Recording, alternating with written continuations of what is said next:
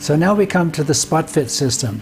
That means that somewhere, anytime in the future, anywhere in the future, you can fine-tune the fitting of the materials around the foot, the relationship of your foot and the liner with respect to the shell can be perfected.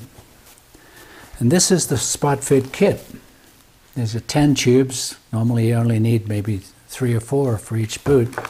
And this is the plunger. That's all it consists of. It's actually very simple. There's a couple of little tabs right in here that fills this ankle sack, and there's another one on the other side that you pull out for this ankle sack. Separating and opening these tubes is pretty simple. You just need your fingers to pull this apart, the edges like that. And then there's a third sac in the tongue itself, which is perhaps the most important part to inject first. Consider what's happening on top of your instep. If there's too much pressure or anything like that, add a little bit more of the cork composite, and that'll flow and mold around and disperse the pressures uniformly. If you need some more support for the shins, you can inject there, in the upper tongue half.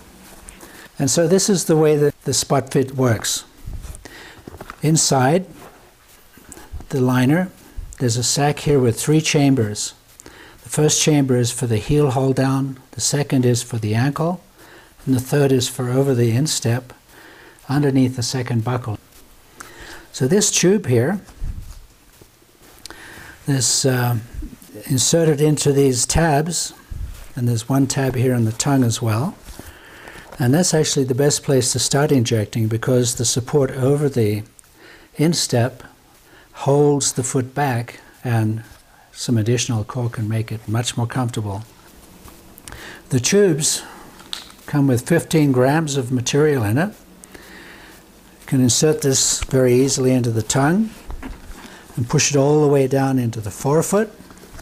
The tube is divided into 4 parts, and each part is about the size of your little finger.